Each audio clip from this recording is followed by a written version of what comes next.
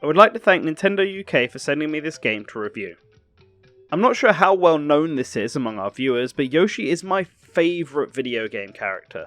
The original Yoshi's Island on the SNES is hands down one of the best games ever made, and in my opinion better than any Super Smash Bros. Game, which may shock some people to hear.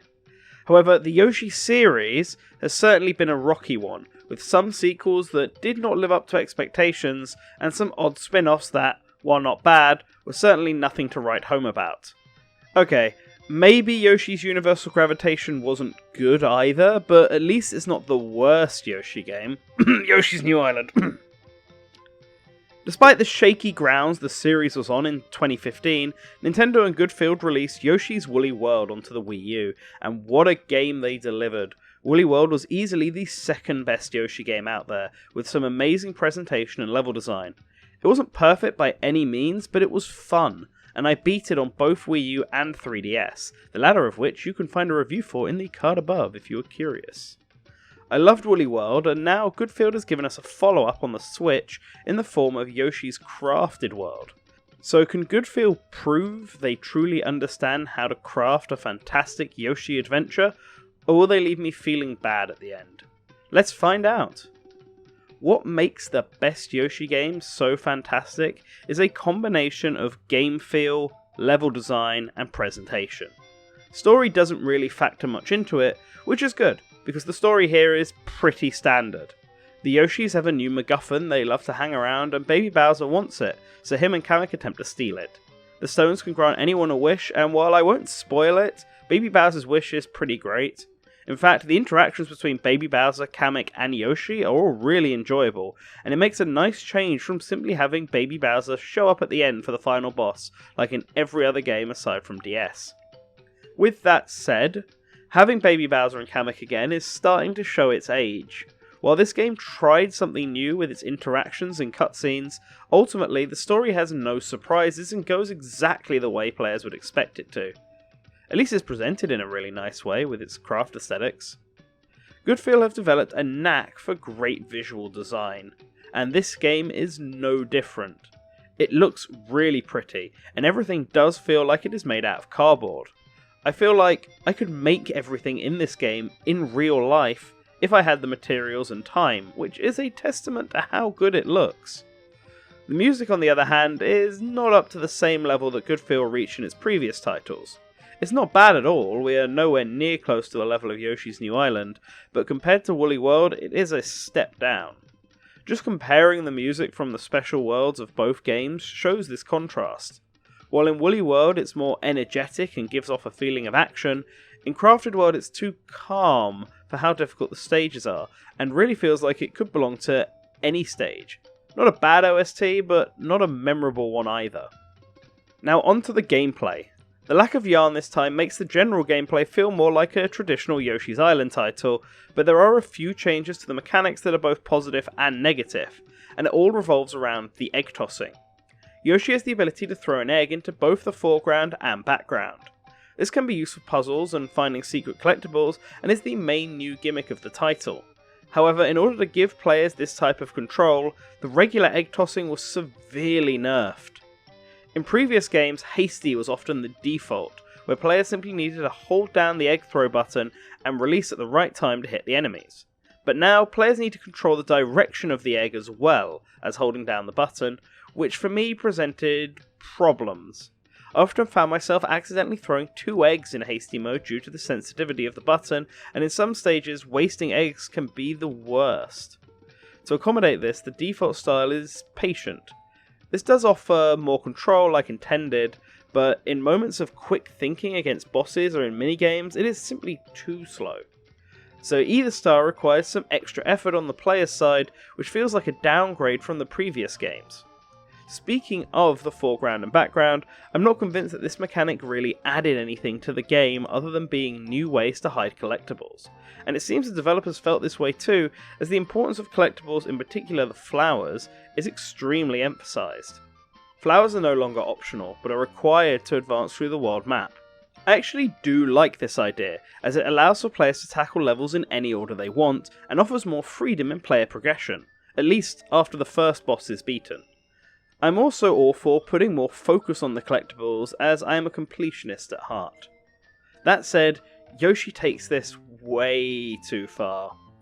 I'm sure many of you have heard of Donkey Kong 64 and the issue it had with collectibles, so it may come as hyperbole when I say that Yoshi's Crafted World handles its collectibles far worse than this game did. Yes, the number is lower, but the amount of hoops, or should I say replays, needed to get every collectible is simply not worth it. Let me break it down using the first level in the game as my example. Rail Yard Run has 5 flowers hidden throughout the level. This number varies from level to level, sometimes reaching as high as 8 flowers.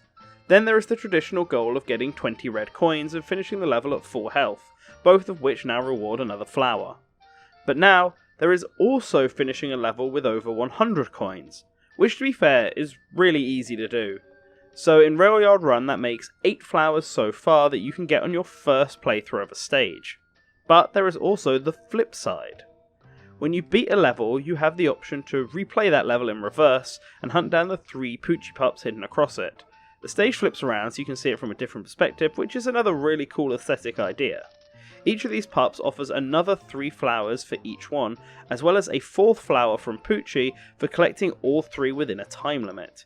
So for those keeping track at home, that is 12 flowers and 2 playthroughs of the level, but we are just getting started. Then you have the Souvenirs. The box people who can be found in every zone want their own collectibles, which Yoshi has to find in the background or foreground of the level.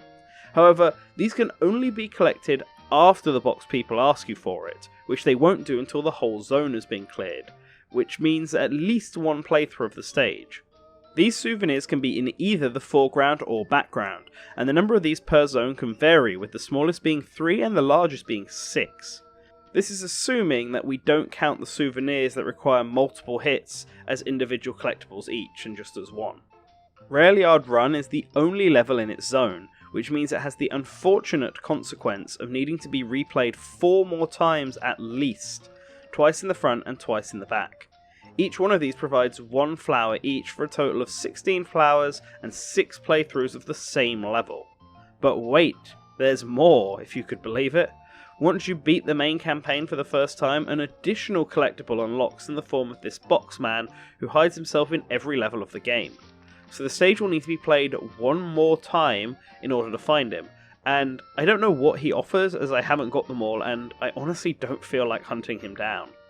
So that is 7 playthroughs of the same level for 16 flowers, which involves finding 5 of the flowers, getting 100 coins, 20 red coins, a full 20 hearts, 3 Poochie Pups under a time limit for another flower, 4 souvenirs, and in this case one of those souvenirs requires getting 6 cows, and another requires getting 6 milk bottles. And then the hidden box man. This is 1 level. Now if you're optimal in your playthrough and manage to get all the standard collectibles on your first run through, then you can get this done in a minimum of 5 playthroughs instead. 3 on the front and 2 on the flip side. But that is still ridiculous. I will give it some positives regarding the souvenirs and Hidden Box Boy, being that once you hit them, you can choose to exit the course straight away. However, this caused me more frustration than needed. Sometimes I want to continue a level to find more collectibles, but because the default option is exit and not continue, I sometimes accidentally left a level too early, and so added another playthrough to my list. Although I will admit I am to blame as well for being so impatient with text boxes. That's why the owl always got me in Ocarina of Time. Like I mentioned before, this is exasperated for Rail Yard Run, as it is the only level in that zone. However, that still doesn't mean the later levels don't have a minimum of at least 2 or maybe 3 playthroughs to get everything. And Crafted World also has the same issue as Woolly World by hiding some collectibles behind hidden clouds, although it is a lot rarer now. However, as badges have also been removed from the game, you can no longer have a way of showing these hidden clouds in a level, meaning it really is up to blind chance now to find them, which is just bad design. It makes it really difficult to find every basic collectible in some levels on your first playthrough without a guide. And then there are the score-based flowers, because oh yes, it's not all that simple. Some special stages have Yoshi doing a score-based challenge, whether it be Whack-A-Monty Mole, a solar-powered car race, or piloting a Mecha Yoshi, and getting high scores in these levels also nets you additional flowers, so that is something else that invites more playthroughs. Just like in past games, the rewards for getting these collectibles are some super difficult bonus levels and a secret final boss, but honestly, these are some of the worst stages in the game. Some are quite clever, and they are certainly challenging, but most are simply not fun.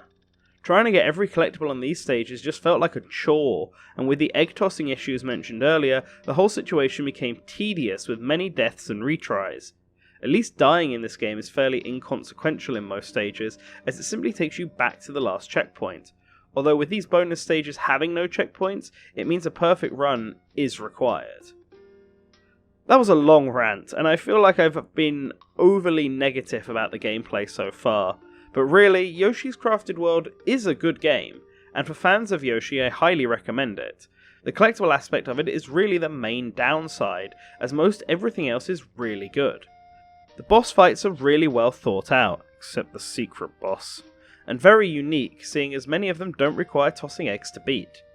The world design is also really varied, with unique level aesthetics from an undersea palace to a ninja castle to a level based entirely on slasher movies. Outside of egg tossing, Yoshi feels great to control, and the returning options of mellow and classic mode allow for all kinds of players. Multiplayer is also back, but I did not get to play it much. It feels identical to how it worked in Woolly World, so if you enjoyed it there, you'll enjoy it here. And there is in fact one collectible I do like in this game, even if it does add to the total count, and that is the costumes. Yoshi can get 10 costumes from every zone, which is bought using coins collected in the stages, giving them more value. While it's designed to look like it's gacha, you can't actually get any repeat outfits unless you accidentally break your costume. The outfits increase Yoshi's health, making the 20 life flower much easier to get. But breaking the outfit means you need to buy it again, so there is a risk and reward system going on. This is also where Amiibo Functionality comes in, and while it is unfortunately not as extensive as Woolly World, it is still a good use for Amiibo, which feels more and more like a forgotten fad with each Nintendo release. So, is Yoshi's Crafted World better than Yoshi's Woolly World? No, I don't think it is. I will admit it does excel in some areas, such as the stage variety and the boss fights, however it's severely bogged down by the grind to reach 100%, and the new egg tossing mechanics not really justifying their roles in the game. The game is certainly replayable with a lot to do after the main campaign, but considering most of that content involves retreading the same ground multiple times, it very quickly stops feeling fun, which isn't an issue I had when completing Woolly World. Yoshi's Crafted World is still better than any of the other handheld Yoshi games, ports aside, and it's a must-play for Yoshi fans, but for now, I think Goodfield should just move on from the adorable world of Yoshi to focus on something else, or risk making a game that feels too similar to what has come before it. I'd like to thank Nintendo UK for sending me this game to review. I see it has done them well, based on the UK charts, so good for them. As for everyone else, I want to thank you for watching this video, and let me know what you think. I'm trying something slightly different with this review. Let me know in the comments if you prefer it or not. As always, a special thanks to all of our wonderful patrons, in particular the super patron, the Duke of Dorks. Link to his channel is in the description below. With that, guys, always remember to return to the source.